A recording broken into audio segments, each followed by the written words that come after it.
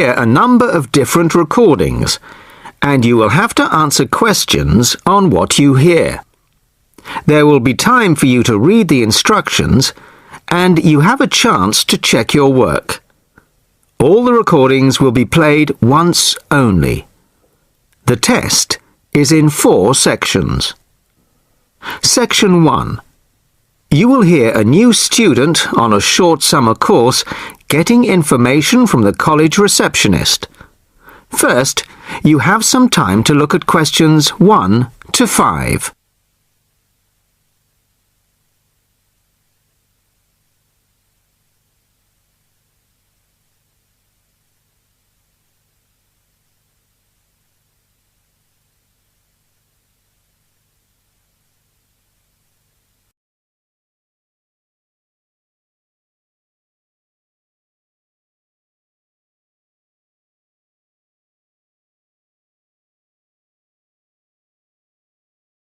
Now the test will begin.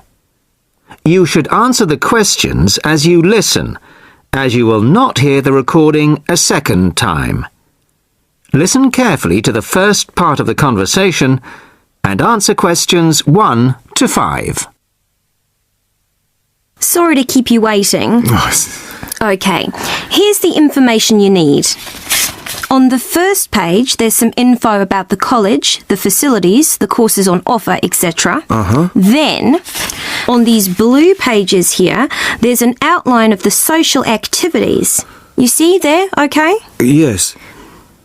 Now, this part of the booklet here, the yellow pages, that's the main program starting at 9 a.m. tomorrow. 9 a.m., okay. So all the new students will be gathering in Herville Hall at 9 o'clock. Sorry, where? Herville Hall. I'll spell it for you. It's Hervill,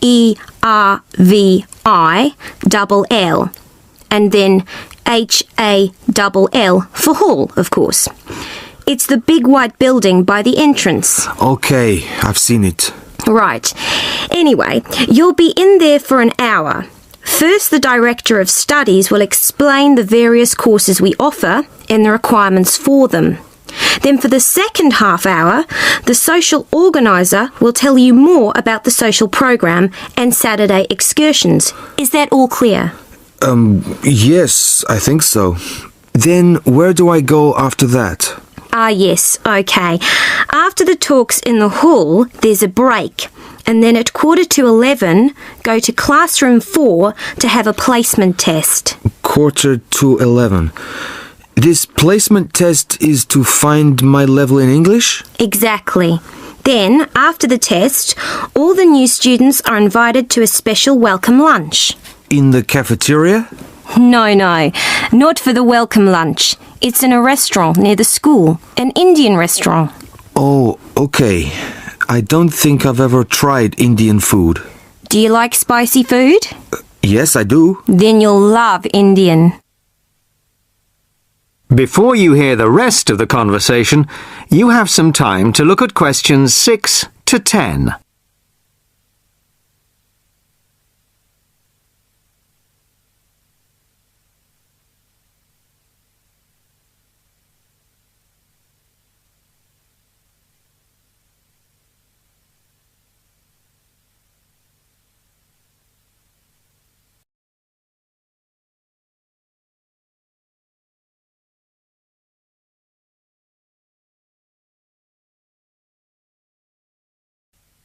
Now listen and answer questions 6 to 10.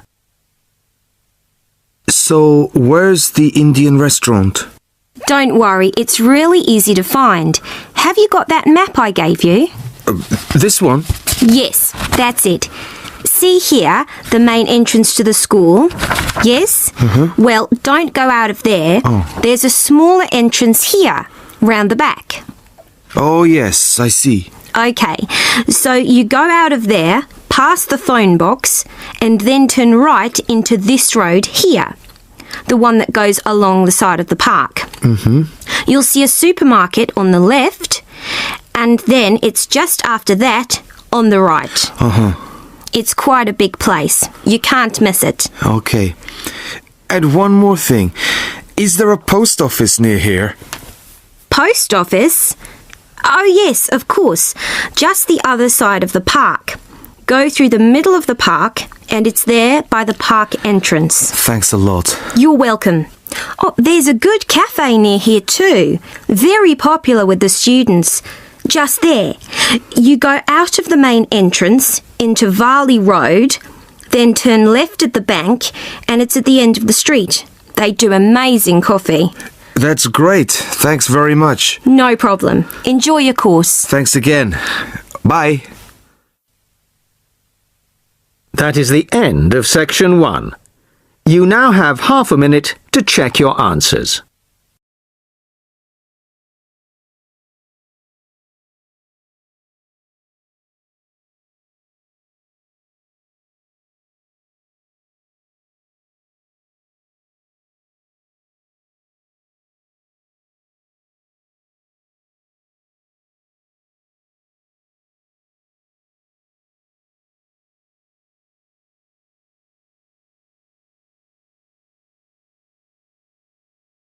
Section 2.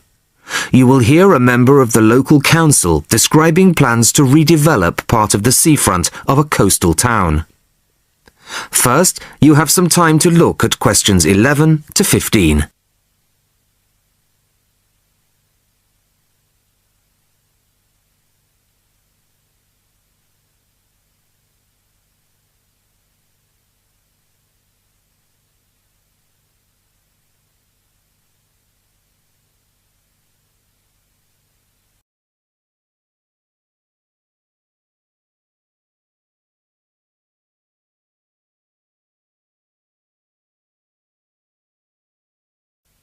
Listen carefully to the first part of the talk and answer questions 11 to 15. Good evening, everybody. I wasn't expecting to see so many people. Clearly, this is an issue of great local interest. Thank you all for coming. Well, as you all know, I've come to talk about the Council's plans for redeveloping the western part of the seafront. Firstly, of course, the Queen's Parade shopping centre is to be demolished. It was built on the cheap and in a hurry in 1953 and recently came third in a national newspaper's ugliest buildings in the country list, so I don't think anybody's going to miss it. The question was, what do we replace it with? Well, after consultations with the local community, we decided, as I'm sure most of you are aware, to replace it with a complex of small shops and workshops, plus a 3-screen cinema. We particularly didn't want another bland glass and steel shopping centre full of the same old chain stores as every other town centre. No. This is our chance to do something just a little bit different. I'll start at the top. On the 3rd floor will be a cafe and a restaurant. Part of this will be open air, so people can enjoy a meal or a cup of coffee in the fresh air, weather permitting, of course. Below this will be the cinema, and below that, on the 1st floor, will be some much-needed council offices. We're getting very cramped in the town hall, I can assure you. On the ground floor will be 20 small shop units, ranging in size from 20 to 50 square metres. Also on the ground floor will be 5 workshop spaces, which we hope will attract small manufacturing businesses back to the town centre, providing some additional local employment. Underneath the centre will be an underground car park. Not a great big car park like in the present centre. Our aim is that most visitors to the centre will come on foot or by bus. In fact, the car park will be restricted to people working in the centre and disabled visitors. Then, and perhaps this is the most exciting part of the project, the beach in front of the new complex is going to be completely transformed. We're going to extend the beach. Yes, extend it. 10,000 tons of sand is going to be brought in to make it into a proper beach, instead of the dirty little strip of sand it is now. As well as being for the enjoyment of local people, we're hoping that a decent beach will attract more visitors to the town, and that has to be good for local businesses.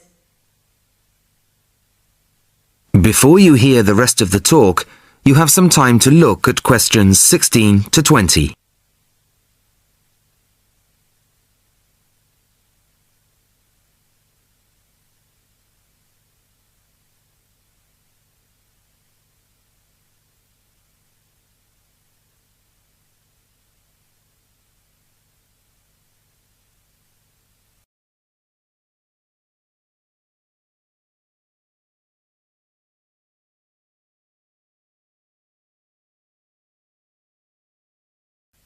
Now listen and answer questions 16 to 20.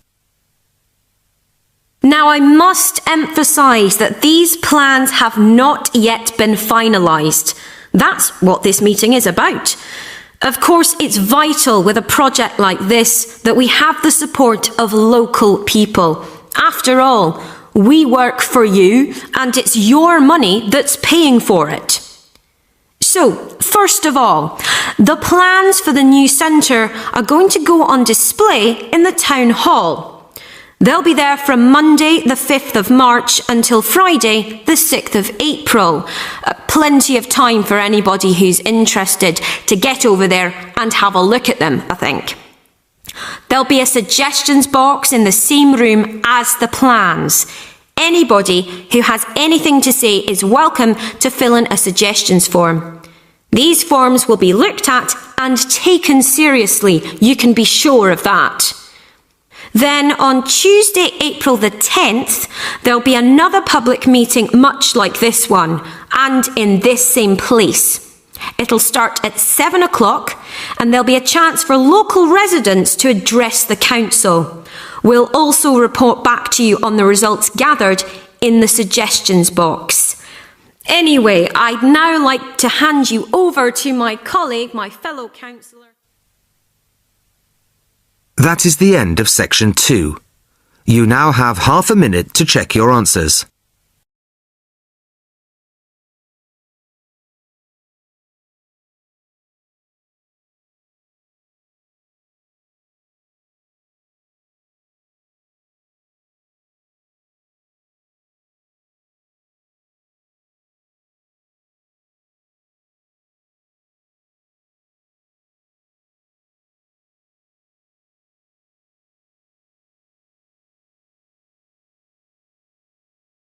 Section 3. John has applied to train as a teacher and is being interviewed. In this stage of the interview, the interviewer will discuss John's previous studies and work experiences. First, you have some time to look at questions 21 to 25.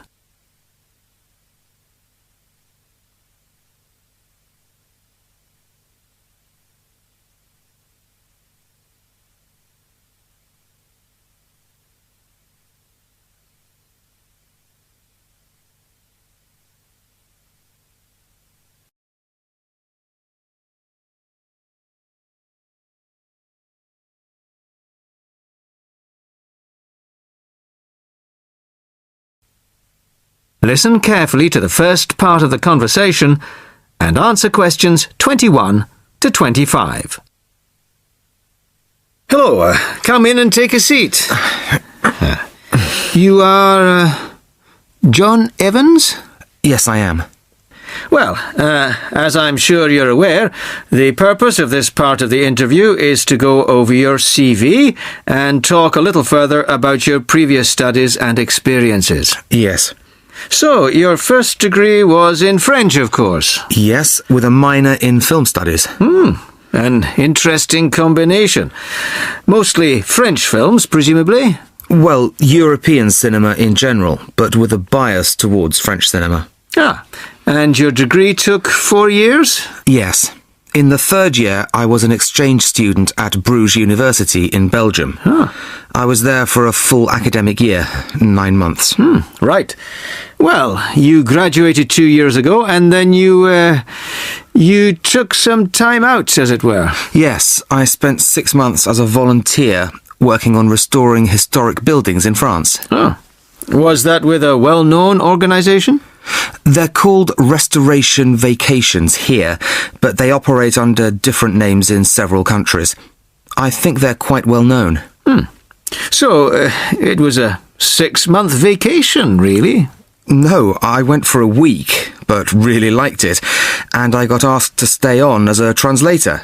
Because I could speak French quite well, it was my job to liaise between the owners of the buildings and the English-speaking volunteers. That must have been a very enjoyable experience. Before you hear the rest of the conversation, you have some time to look at questions 26 to 30.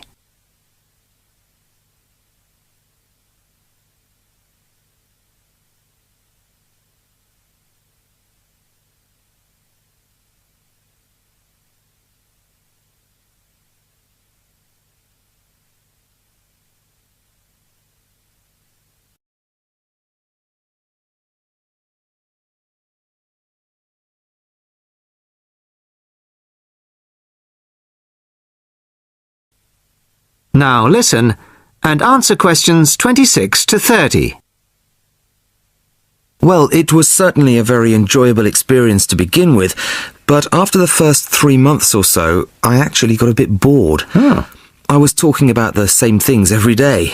Bricks, cement, window frames, that kind of thing. It wasn't really stretching my French. Also, I wasn't getting paid. Just free accommodation and food, plus some pocket money. I see. So then you started working for a bank in Paris. BCFC, I think. Yes. Were you doing entirely translating again? Well, translating was the major part of it, mostly from English into French this time. Official documents, letters, that kind of thing. Much more challenging. But I was also in charge of coordinating the translation work going on in the bank's offices in Switzerland, Belgium, and other parts of France. What did that involve? It was simple, really. I just had to keep track of what had been translated in each office. To save wasting time having the same document translated twice in different offices. So, you stayed there for a year and a half, and then you left. Why was that? Simple. To apply for this course. I see. Why give up a secure job in Paris to train as a teacher here? I've always imagined that I'd be a teacher, really. I loved being in Paris, but I wouldn't want to spend the rest of my life working for a bank. Do you think your experiences in France will help you as a teacher of French? It certainly helped my French, and my experiences certainly gave me a much better understanding of French culture. Although that may not be of enormous use when it comes to standing up in front of a class of British 13-year-olds. Perhaps not. Thank you very much. The next stage of the interview will be conducted by my colleague in room 207. That is the end of section 3. You now have half a minute to check your answers.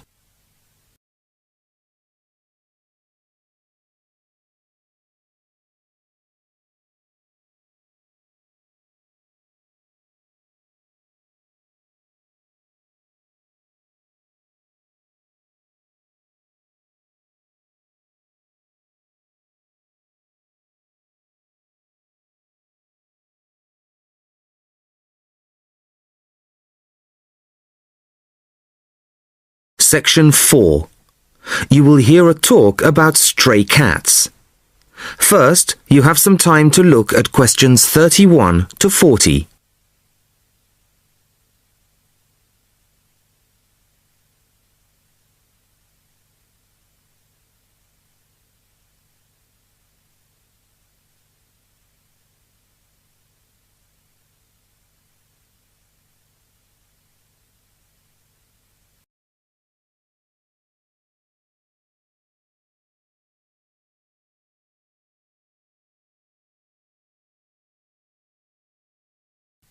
Listen carefully to the talk and answer questions 31 to 40.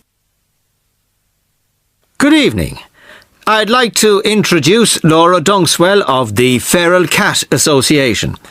Laura has just returned from spending 3 months in Italy, where she has been working with local organisations to improve conditions for some of the estimated 1.5 million ownerless cats currently thought to be at large there. Thank you very much. The principal problem regarding this issue is much the same in Italy as it is in other countries. Public awareness. The general public have become so used to the sight of ownerless cats in poor condition wandering their streets that they simply don't recognise it as a problem. While some will put out scraps of food, the majority see feral cats in much the same light as, say, seagulls, a form of local wildlife which is of no particular concern to or responsibility of the human population. Of course, there are plenty of individuals who do take responsibility for cats in their areas, providing appropriate food, emergency veterinary treatment, and perhaps indoor shelter.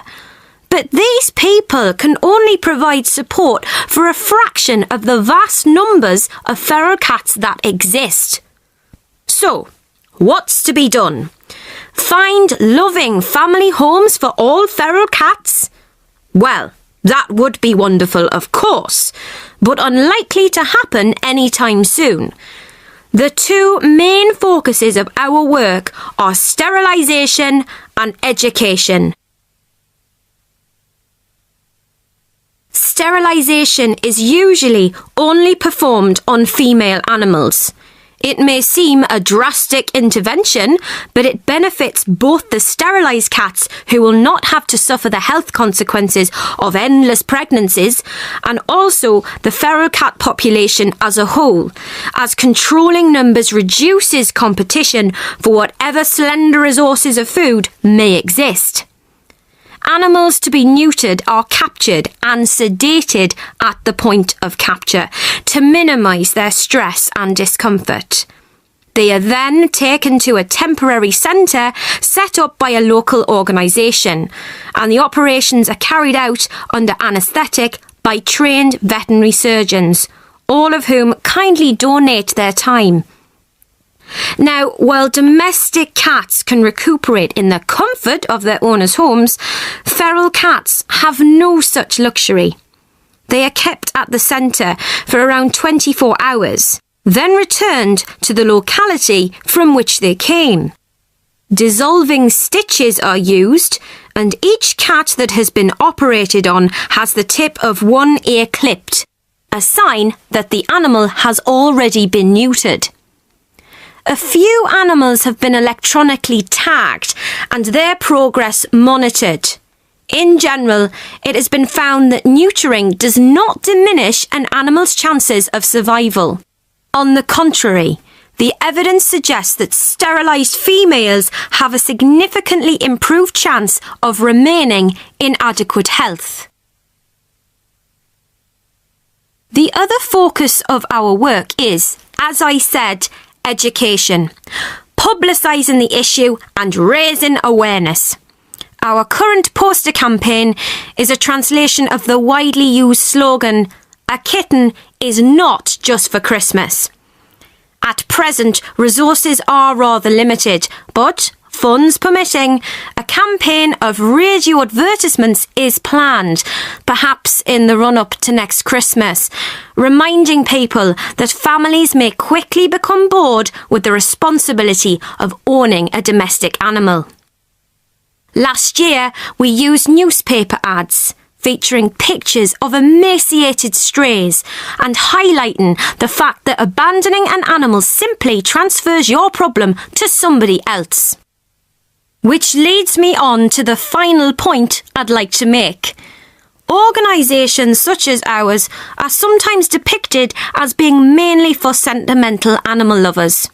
Well, I make no apology for that, but our work has a wider importance than the welfare of cats. Ownerless Felis cats tend to quickly fall into ill health and can become a health hazard in various ways, including the spreading of disease and parasites. Children can be especially vulnerable to this, as they are more likely to handle an infected or infested animal. Thank you very much, Laura. That is the end of section 4. You now have half a minute to check your answers.